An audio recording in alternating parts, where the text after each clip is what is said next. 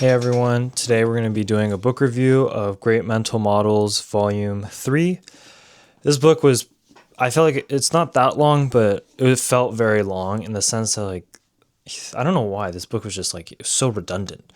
I think that it's very long-winded explanations, and I think it'd be condensed to probably half the length. So I'm going to give you my takeaways. I don't have too many from this. Again, the whole idea of this series is, for this one in particular, right, they're taking systems and mathematics, but you are applying math or general concepts that you might learn in school to a wide range of things, anything from your mindset to maybe how you interact with other people. So it's kind of taking all these theories that are typically just in, math, the concept of zero, and then applying that to your relationships with other people. What does that mean, zero, in that sense? So to be honest, I think sometimes it works, sometimes it doesn't, because these theories weren't really made for this, but it is a good way to expand your mind of how to make different connections, I would say, because a lot of times we like to silo school related stuff in one area and then, other things we learn from our life in another area. But if you can actually connect the two, you can just be more open to seeing more potential new and different connections. But let's go through kind of what I took away from it. So one of the things that he emphasized was understanding equilibrium, right? And I really wanted to apply this kind of the concept of happiness because I think it's very important. So understanding equilibrium is very important for happiness as it makes us realize that we are always yearning for something. But once we get it, our equilibrium will shift and now we yearn for something else. This isn't something we should be sad about, but it's just reality of being a human being, and we should accept it to try and find fulfillment in the moment instead of excessively delaying our gratification or satisfaction over a long period of time. So the idea of equilibrium is that if you do something, it'll adjust back. And I think that's really a good analogy for kind of how our happiness works. Because, you've seen this tons and tons of time, right? There's so many surveys out there that the average person in America is not much happier than the average person in a third world country, right? And the reason is because the more money doesn't make you happy because you have this equilibrium and it makes you happy temporarily. But once you reach that new temporary other state, you just adjust. And now your new baseline is having that much money, right? And so this is something I think we need to really be aware of. And this can happen with anything, right? Sometimes people are like, oh, once I marry the love of my life, I'll be happy. Well, not really, because once that happens, then you'll just adjust and you'll be like, oh, I need something else to try to want. Humans are always beings just always constantly want to want stuff. And you have to actively fight and try to limit that because otherwise it's just going to take over your whole life and it's going to make you super unsatisfied and you're never going to feel any true satisfaction from that. So I think that's where the concept of equilibrium was very useful. And then another big point he made was about false dependencies. So a false dependency is when you rationalize your procrastination by saying once the conditions are right, once this, once that, then I will do the work I'm procrastinating on. So in my opinion, right, to be honest, it's actually better to procrastinate and at least tell yourself you will be procrastinating than try to lie yourself all the time because that's not good for your relationship with yourself. We see this all the time with people who procrastinate, right? They're like, oh, once this happens, I'm going to be, so much better. I'm going to work hard once I get this desk, once I get my chair. And I think there's layers to people. There's a subconscious that actually knows what's going on. There's our conscious, which is rationalizing all this stuff and trying to make them feel better about themselves. And that they're kind of rationalizing that it's okay to do this. Because I will eventually do the work, right? But if you're an outside person, you can see directly through that, right? And I think one of the most important things, if you can develop that outside person mentality and view yourself in that way, then you can start to cut off these false rationalizations, right? You can start to just point out, oh, wait, I say I'm going to do it later, but actually I might not even do it later. And honestly, I think it would be better for you to just say, I'm not going to do it. I'm going to wait till the end to do it. Because if you realize that, you have that realization with yourself and you're very clear about your objective, then it's the first step towards actually doing something about it. In order to actually change the situation, you first must recognize it for what it is. Because if you can't even recognize it for what it is, you'll be so resistant and you'll never actually want to change it. Right? If somebody kept saying, oh, no, I'm not procrastinating. I'm going to do the work. I just need to get this desk first, right? But we know they're procrastinating. But when they keep saying that, right, that stops themselves from ending their own procrastination, actually doing something. And yeah, and I really believe that you have to have a very good relationship with yourself in order to become successful, in order to change your situation, in order to grow. Because if you don't have that and you try to grow, you're just you're just not aware. You're not informed. You don't know where you're going. You don't know what you're doing.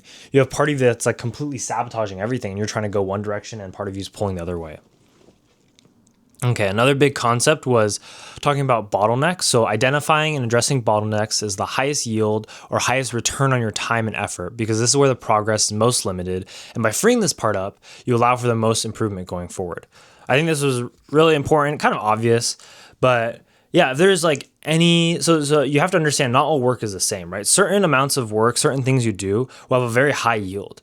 In that, like if you're at a company, right, and maybe you guys have a huge issue with, I don't know, something in your finances, right? And if you fix that one issue, all of a sudden the company will start to be making a lot more money, right? So it's like you fix that one issue, you actually get a huge return from that and a huge improvement to the company versus like, oh, some employees maybe complain that the AC is like out or something, right? And it's like a winter and it's not super hot. Like that would be a very low, you can do the same amount of work to fix both of those problems, but the payoff is not the same.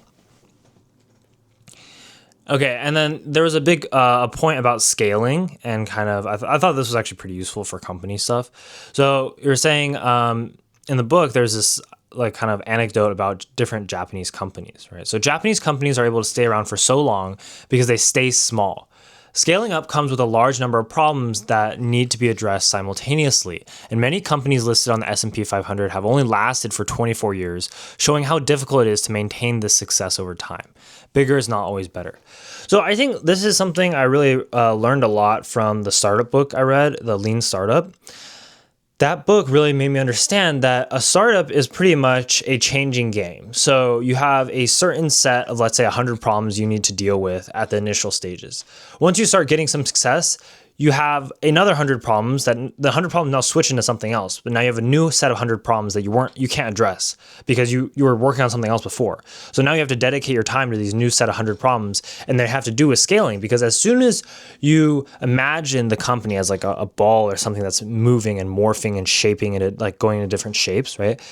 As it grows and contorts in different shapes over time, it starts to take on different responsibilities. It starts to have different issues. And this was what happens with scaling, and it starts to become less and less controllable.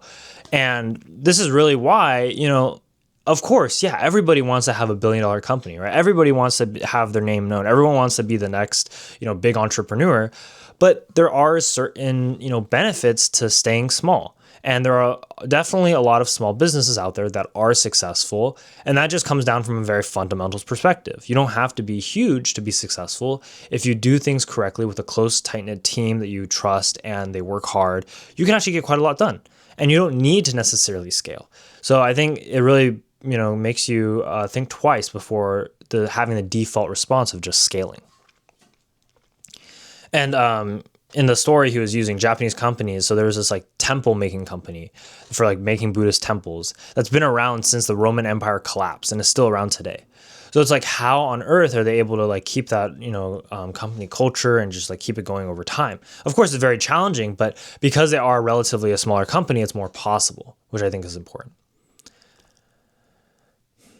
A really interesting quote in here was, I didn't really write down who it was from, but it was in this book. It says, your personal experiences with money can make up maybe 0.0000001% of what actually happens in the world, but it makes up 80% of how you think and view the world.